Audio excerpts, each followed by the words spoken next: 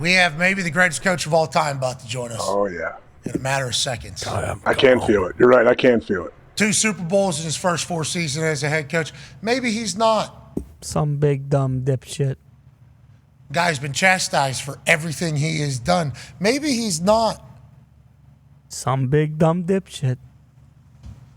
Guy who ended up with home field advantage in the NFC Championship game somehow.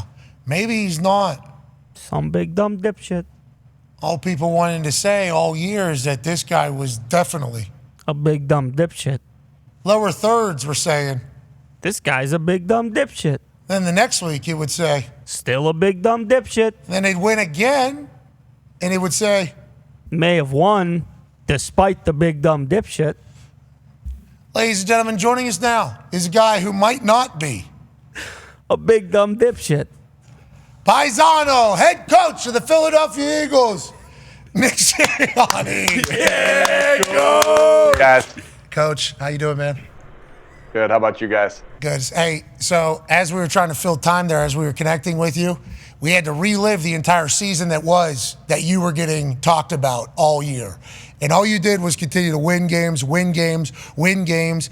And all anybody wanted to talk about is this guy a guy that can lead a team? And then whenever your team starts winning, now everybody's saying, what does this guy even do? It's like a head coach. You get next to no credit for anything. Do you let that into your world? Have you let that into your world? How are you framing everything at this standpoint? Because 2 Super Bowls in your first 4 seasons, historic shit, brother. Yeah. You're doing great. You're doing great, Coach. Thanks. Yeah, thanks, guys. You know, you try not to let outside noise in and listen. Obviously, you got to hear some of it when you go through the media circuit and everything like that. But you know, I find it a moment where I can kind of connect with the guys that are going through things, right? You know, going through criticism, going through things like that. So I really look at it as a positive in that aspect that, you know, I can relate with guys that are going through some of their own things that they go through. Okay, so let's talk about that. And I'm sure the boys don't mind, you know, sharing that moment with you. Quarterback Jalen Hurts, he's talked about a lot. Everything he does. He looks too cool. He acts too cool. He sounds too cool. He's had too much success in his life. He has haters for those reasons. Then people started questioning his arm. He can't break down a defense. He doesn't know what he's doing. He's coming off his best game of the season, I think, in the NFC Championship. How do you feel about Jalen Hurts being your team's leader? And how do you feel about the mentality of Jalen going into another Super Bowl? Yeah, I think Jalen and I go through a lot of the same things in that aspect, which we can relate with each other on that. All I know is all he does is win, and he puts us in positions to win. He's selfless. He doesn't really care how we win, and you know, just goes about his business every day. And so I don't think that's talked about enough about how well he's done as far as just leading the football team, playing quarterbacks more than the stats that show up on the paper at the end of the game, right? It's getting you in and out of plays. It's taking care of the football. It's making the right throws and the right reads, and then knowing the right time to run. But he's just been in complete control and comes to work every day, unfazed by anything. And yeah, I can't say enough good things about him. I said what I said about him at the after the post game last time on the podium there. You know, I just think he's a stud and wouldn't want anybody else leading this football team. He wins all the time. He also has to deal with another offensive coordinator in Kellen Moore this particular season. Kelly Moe, if you go back to whenever he was at Dallas, he was blamed as a guy who's a quarterback who wants to run up the numbers and throw the ball all over the place.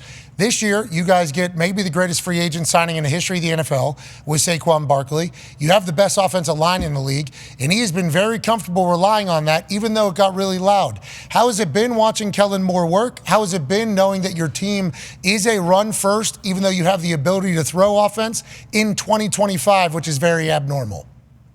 Yeah, I think obviously hats off to Kellen to be able to adapt, and our coaches being able to adapt to whatever we need to do to win. Again, we don't get enamored by what everyone else thinks it should look like. Our job as coaches, our job as players is to win football games. And so, yeah, I really admire how Kellen has called the games and how he's led the offense. He's done a great job. And again, this is why you block out things that you can't control. because at the end of the day, all our job is to win if we throw it 50 times and run it once, great. If we if we run it, vice versa, whatever, run it 50 times and pass it once, we don't care, as long as we're doing the things we need to do to win. And that, again, I know a lot of people have an opinion after games and this and that, but that's not our job to listen to that. Our job is to make sure we're doing everything we can do to put this team in a position to win football games. You guys are a run-first team. The stats say you have like 700 and some rushing attempts, 500 and some passing attempts, but you have two absolute star wide receivers. They were the ones that dumped the Gatorade on you. DeVonta and AJ were the ones doing the bath. There was sometimes during the season, which is going to happen, I think, especially with a team that you're leading, where they were trying to drive a wedge maybe. Like, hey, what do we have these stars for if we're not going to throw the ball to them?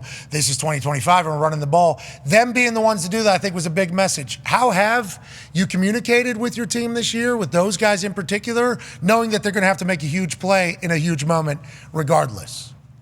Yeah, I noticed that too, and I really am close with DeVonta and AJ, and I think it's my past of coaching and playing wide receiver. I always take a liking to those guys that are out there on the perimeter, and for them, and I said that to them, for those guys to be the ones that dumped the Gatorade on me at the end of the game, that meant a lot because of the relationship I have with those two guys,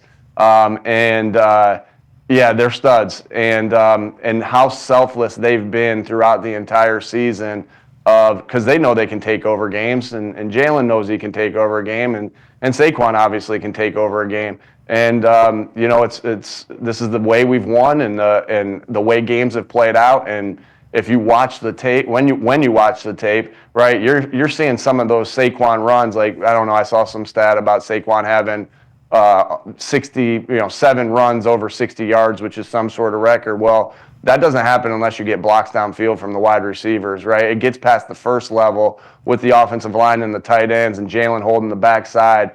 But those big ones turn into even bigger ones when those receivers are blocking down the field or running off down the field to run their man out of there. Everybody's bought in. Maybe this guy isn't a big dumb dipshit. Maybe not. I don't know. Maybe not. Go ahead, AJ. Coach, you guys brought in Vic Fangio as a defensive coordinator this year, and your defense is, like you said, when you watch the tape of these guys, it's fun to watch them attack the football and seem to be such disciplined tacklers and just a great defense at all three levels. What kind of confidence, I guess, has Vic Fangio brought to you and the rest of that team? Yeah, a ton of confidence, just his experience. He's been an experienced coordinator in this NFL, a successful coordinator in the NFL for a long time, decades, not years, decades. And so you have, that's so comforting, on my end. And he just does a great job of calling the game, leading the defense. Can't say enough good things about him. And I think that exactly what you said. The first couple of things you said is I'm happy you talked about the tackling first, because I think we can get so enamored with, oh, look at this scheme and look at that scheme and look how this happens here. But at the end of the day, the truths of football, from when we played as little kids to high school to college to professional level, the truths of football is, did you tackle better than the other team? Did you block the struck better than the other team? Did you take away the football better than the other team? Did you protect the ball better than the other team? Did you catch the ball better than the other team? And did you block better on the offensive side than the other team? Like, that's where the big plays happen. That's where the explosive things happen that are set up by the fundamentals of the talented players that are playing the game. What did Coach Sirianni's dad say was the most important part of a team? O-line, D-line, Howie. So we talk about your O-line and your run game. Your D-line, I mean, obviously you got dogs across the board. This Jalen Carter guy, he might be superhuman. They're talking like 98% of the snaps, and I know the rest of the group is great. Can you talk about that front and how important that is to the rest of the team? Yeah, like you said right there, you got to be in great. You guys know you got to be in great shape to play that percentage of plays. There's not a lot of defensive linemen that are playing that percentage of plays, and because the coaches will take them out if they feel like they're gassed a little bit to put them in. So we all see the film of what Jalen Carter can do, right, and all the things that he's shown. This is why we're talking about him right now. But the off the field things that he's worked so hard on to be in and weighing what he's supposed to weigh, being in great shape, practicing his butt off, working on the fundamentals. I mean, you talk about a guy who knows how to take away the football. He's got a knack for taking away the football. And again, some of the plays that you're seeing is him defeating blocks, getting off blocks, and then being able to take away a football. Like the way we kind of see, DBs take it away. The way, to be quite honest with you, is how he kind of comes after the ball. So can't say enough about Jalen and his work ethic to put himself in this position where he is playing 98%. And then, the D-line, as you guys know, has to work as one, right? It is such a, those guys have to be one, right? It's a group rush mentality. And I think our guys have really embraced, not caring who gets what, group rush the quarterback however we need to make sure we're getting the pressure we need to get and letting the secondary do their thing in the back end. Everybody's all in. Maybe he isn't some. Big dumb dipshit. Maybe not. Maybe not. Brandon Graham tears his tricep week 12. We saw that you guys opened up the practice window yesterday for him, and obviously you don't want to give any competitive advantage away, but that would be a huge story if he was back for your team. I assume back in the building, active is already a big boost for the boys? Yeah, he's never really left. He's been here through the whole time, and he's been at every meeting, every practice, in here getting rehab to see if he could put himself in a position to be able to play again if we got to this point. And here we are. We'll see. We'll see. Had a good run yesterday, and we'll see where that goes. I don't know yet, but I know the guys and myself and the coaches are really excited to have him back because he's a great leader and a great teammate. You can't. I don't know if y'all have talked to BG, but you can't have a bad day when you talk to him. He's going to bring everybody up with him, and that's what you want from one of your captains. Oh yeah, he's all in. Maybe he isn't some big dumb dipshit. Maybe not. Maybe not. I mean, I don't know. Maybe that's the case. He did something that was massive for the turn of the season. Connor has a question. Yeah, Coach. After you won the NFC Championship, a lot of people were pointing back to the beginning of the season and said, "Hey, when this guy shaved his head, everything kind of came together. Maybe he has to do that every single year." Do you feel the same way about that? Was that some sort of kind of ritual for you in order to turn the team around? And did Big Dom shave your head? Is that who kind of put this whole thing together? If I felt that had anything to do, I'm the last person who's superstitious. And in fact, my superstition is to break everything that. What did I do last week? All right, I'm doing the opposite. Nice. And so, if I thought that was something that helped, I would definitely do it. But I don't think that it didn't really. I don't think that had any effect on anything. It's just I didn't. You know what? At that point, Fridays are the days we usually get haircuts here, and I had a busy Friday, and I did what I did. Yeah, you got to do what you got to do. Take it off. Mm-hmm. Hey, good shaped head. You got a good shaped head for the future if you end up losing that thing. If that thing becomes a convertible and then you just want to take it all off, I think you're in a good spot, Paisan. Now, obviously, we appreciate you taking time out of your schedule. Biggest game of the year. You've done it twice now. Ty has a question for you. Yeah, Coach, first and foremost, just keep winning, and you can just shove everything negative people say. They'll give you respect eventually. But I am curious, is there anything that you can take away from that first Super Bowl? I know, obviously, the rosters are different, but some of the key components are still the same.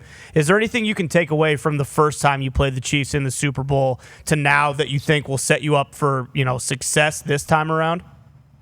That's a good question. And every time you go through a different style a game, you kind of look back and say, hey, what are the things we did well? What are the things we didn't do well? And I'm talking about the stuff off the field. And that, you do that with every game, every time you play. And what can we do better? And so that was definitely a conversation we had 2 years ago, and we got back. And there are some things that we're, without getting into them really, there are some things we're doing differently, based off some schedule things, some travel things. And, because at the end of the day, getting back to it, right? When we got to the playoffs, we talked about what's going to be important for the playoffs. You don't get to the playoffs. I'm talking in game now. You don't get to the playoffs or get to the Super Bowl and say, okay, here's what we're going to do now. It just doesn't. It doesn't work that way. You do the things you've done well. You try to continue to get better at your fundamentals, your tackling, your ball security, all those things that I mentioned. And you just try to get a little bit better, get little increments of getting better each day to put yourself in a position to succeed on Sunday, and so that's what we're doing. But there are definitely some schedule things that we tweaked, and a couple travel things we tweaked as well. Coach Saban, whenever the coaches would call him before these playoff games, he would say at dinner and on game day, he'd be like, "If there was a better way to do things, shouldn't we be doing that every week? Don't you think? Don't you think we should maybe do that at the beginning of the season? Then we kind of have it all." Scheduling, though, itinerary for Super Bowl, vastly different. And dealing with all the bullshit that comes with the Super Bowl. $10,547 average resale ticket price right now. It's going to be a zoo down there, Coach Sirianni. Last question here for you from AJ. Coach, a little on the lighter side, what have you got your ticket situation all settled? Do you have your family and everyone all on board? This is obviously not your first rodeo, so you understand, but have you gotten that squared away yet? Yeah, we tried to take care of everything early in the week, and then what I said to the guys, like, again, I'm big, and like if I'm saying something to the guys, then I better be doing it myself. And so early in the week we had to get everything taken care of, and then if you have to do anything past Wednesday, you pass that thing on to your wife. You pass that thing on to your girlfriend. You pass whatever you need on to your mom. You pass it on to the people in this building. All our mindset should be is focused completely on the game. And if I'm telling them that at all times, and I'm scurrying around trying to get a ticket for my buddy, then I'm full of shit. So I'm not doing that right now. I've passed all that on. And, they're handling it now. Last question for me, and I know you're very busy. Once again, thank you for the time. You guys are like favorite. You're underdogs in the game by 1.5 points, but America's like pulling for you. This is very abnormal for, I think, Philadelphia Eagles and for a Nick Sirianni-led team. Have you told the boys? Have you talked about it? They're saying, like, the percentage of tickets sold, Pennsylvania, Philadelphia. Yep. The percentage of bets, Philadelphia. Like, it is – the world's kind of rallying around you right now because you're going against the Chiefs, obviously. Have you talked about that with the boys, and does it feel weird? Because that's never the case for you guys. Yeah, we haven't talked to them about that, but I know Philly fans travel, and I know they travel well. It really doesn't matter where we've been all season. We've had so many fans there, so just because it's the Super Bowl, I wasn't expecting anything different. So it's going to be exciting to have our fans there, making sure it's loud in that game for the Chiefs to be able to handle, and so. That doesn't surprise me one bit. As far as about being the favorite, I don't know. We don't care about that. We don't care about that. Sometimes you like being in the underdog, so we'll just pretend we're the underdog. Well, you are by 1.5 points, but America's pulling hard for you. So good luck. We appreciate you. We'll see you down in New Orleans, Coach.